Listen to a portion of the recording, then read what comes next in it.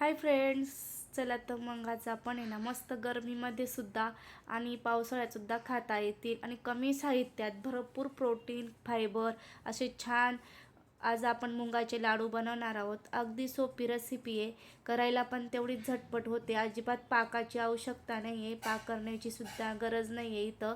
तर इथं मी घेतले 400 ग्रॅम मूग घेतलेला आहे आणि सगळं साहित्याचे जे प्रमाण वगैरे असेल ना ते डिस्क्रिप्शन बॉक्समध्ये लिहून दिलं जातं, ते तर तुम्ही बघू शकतात। इथं व्हिडिओमध्ये जर नाही समजलं तर व्हिडिओ स्किप न करता पूर्ण बघावं।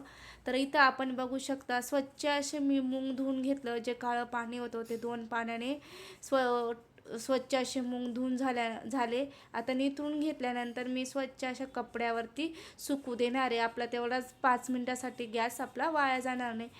तर इथं थोडे सुकून झाले मस्त असे। आता आपण एक पॅन ठेवणार आहोत गॅसवरती। अशा पद्धतीने अगदी आपल्याला थोडा थोडा कलर चेंज होईपर्यंतच आपल्याला परतून घेणार आहोत, जास्तसुद्धा हे परतवायचं नाही आहे। तर आपण तसं पीठसुद्धा तुपामध्ये भाजणारच आहोत। तर अशा पद्धतीने थोडा कलर चेंज झाला की आपल्याला काढून घ्यायचं आहे। आता इथं बघू शकतात मस्त असा कलर, थोडा नॉर्मल असा कलर चेंज झालेला आहे। तर इथं आपण आता काढून घेणार आहोत आणि 10 ते 15 मिनटासाठी ना मस्त अशी थंड होऊ देणार आहोत। तर इथं थंड होण्यासाठी ठेवलेलं आहे। थंड झाल्यानंतर एका मिक्सरचं भांडं घेतलं, त्याच्यात आपण दोन बॅचेसमध्ये छान असं दळून घेणार आहोत। तर बघू शकता असं मस्त असं रवेदार दळायचं, जास्त बारीकही नाही दळायचं कारण ते पिठाळ लागतं।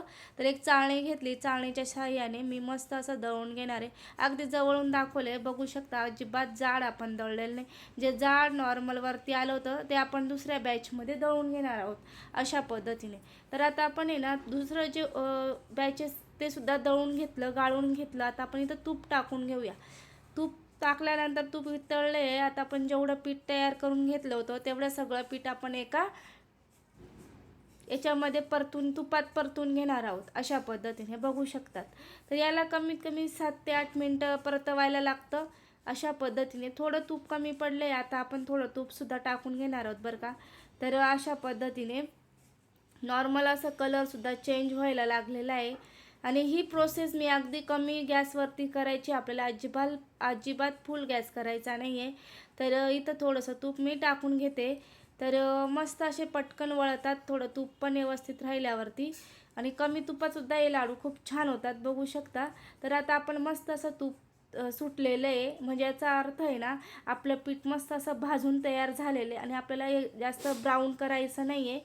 अशाच पद्धतीने आपल्याला ठेवायचं आहे, तूप सुटेपर्यंतच आपल्याला परतून घ्यायचं आहे। आता इथं मी तळलेले मनुके टाकून घेतले, त्याच्यानंतर ड्रायफ्रूट्सची पावडर होती ती टाकून घेतली, सुंठ आणि वेलची पूड टाकून घेतली अशा पद्धतीने।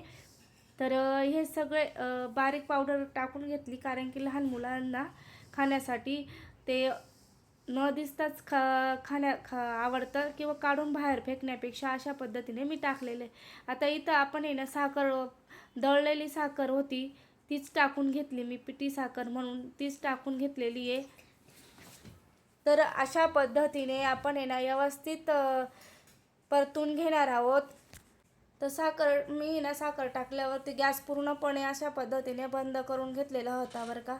तर गॅस बंदच करून व्यवस्थित साखर मिक्स करून घ्यायची। आता आपण इथं आहे ना तुम्ही थंड झाल्यावर सुद्धा बांधू शकतात, इथं काही प्रॉब्लेम नसतो। अशा पद्धतीने मी थंड करून घेते व्यवस्थित असं पसरून। आता पटापट आपण आहे ना लाडू वाळून घ्यायचे आणि लाडू वाळायला अजिबात मेहनत लागत नाही। 1-2 बघू शकता एका हाताने सुद्धा आपण लाडू वाळवू शकतो अशा पद्धतीने, झटपट असे लाडू तयार होतात। तर बघू शकता अगदी गोल गरगरीत मस्त असे लाडू तयार झालेले आहेत। दोघी हाताने सुद्धा आपण लाडू तयार करू शकतो। तर अशा पद्धतीने तुम्ही हा लाडूचा बिझनेससुद्धा करू शकतात। अगदी सोपे आणि घरगुती साहित्यात तयार होणारे आणि चविष्ट आणि गरमीमध्ये तर खूपच उपयुक्त, पचायला हलके आणि खायलासुद्धा लहानांपासून मोठ्यांपर्यंत सगळेच खाऊ शकतात बघू शकता। हा व्हिडिओ जर तुम्हाला आवडला असेल तर लाईक, शेअर, सबस्क्राईब करायला विसरू नका।